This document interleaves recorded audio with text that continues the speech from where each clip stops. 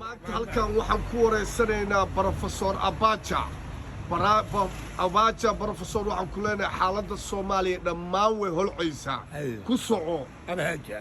xaaladda Soomaaliya way holcaysaa aad iyo aadna way dagaalo sokeeyna way bilaabmeen sida xawaali oo dhexdiisa iska dilay. oo abra ka dhimatay Xasan Muusi. Abacha maanta ayaan la hadlay isbuucu ya xawaal labaan kuli la tuqaatulu wala tuqaadibu kaal jaciyeekum gudabiye dirtiye lalkasi meesha dagaalana dhambaal ay u soo direen waxa kaloo soo kordhay iyaguna Ciise Maxamuud iyo qolada Xasan Ugaaso dhulbaato reemiya naar ayay iska wadaadiyeen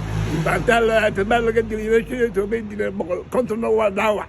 waxaana isku soo hogaadinayaan imika waxaan leeyahay magaa beesha ma jeerteen nimanka hadlaynina waa niman tolo oo hartiya carabaa indi dhalay kasqabaan dhalay carab waxaan saax baan dhalay maxamuud salaadaada waraabaa dhalay xali salaadaada waraabaa dhalay hartina waxaa dhalay cabdallah arab kasqabe iyo dhulbahantana waa isku hooy waxaan saax waa niman arab waa beeneeya sababroon dajida Suldaan Saciid oo wartagaliya iyo boqorka daaroodka waxaa leeyahay arrinka gala oo nimanka iskugu yeera oo wada hadashiya oo waxsiiya xayraan baa isku geynaaye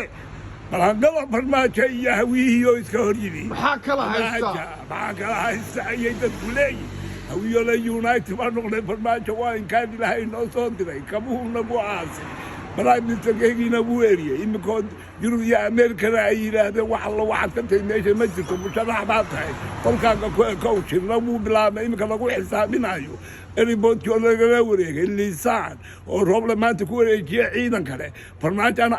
rooble amarka laga qaadanayo waa leeyahay waxa isku raacay Yurub iyo Ameerika arrimuhu aad iyo aad bay adagi farmaajo haddii uu yiraahdo anigu waan toobadkeena halaysaa waan khaldamay taariikh buu ka tagayaa haddii kalena wuxuu ka tagayaa balaagiisa siyaad baro uu ka dalayaa Abacha su'aalo yar baan ku weydiinaynaa oo xasaasi ah su'aal quick ah doorashada yaa hortaagan farmaajo ma hortaagan mise waxa hortaagan Roble farmaajo sababay sida farmaajo wuxuu taagay wuxuu dee maamul goboleedkii la siiyay sida Hirshabelle bambu dhaxdiga oo xawaad la isku diray ma jeertaankiya dhulbaantii oo isku abuufay maxamedow in adeerkii ma ogola ninka taba dhibaato oo dhan wada waa farmaajo Roble ma wado Roblena waa tuu isla wuxuu xaday dhulkii oo ugu dheeray xadajal farmaajona ugu gurtay dhulka ilaa 180 milyan buu haystaa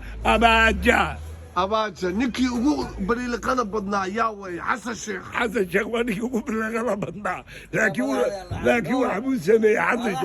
Xasan Sheekh waxa uu sameeyay wuxuu sameeyay Hirshabelle wuxuu sameeyay Jubaland wuxuu sameeyay in maamul la gaarsiiyo laakiin farmaajo waa dictator bay noqotay Abacha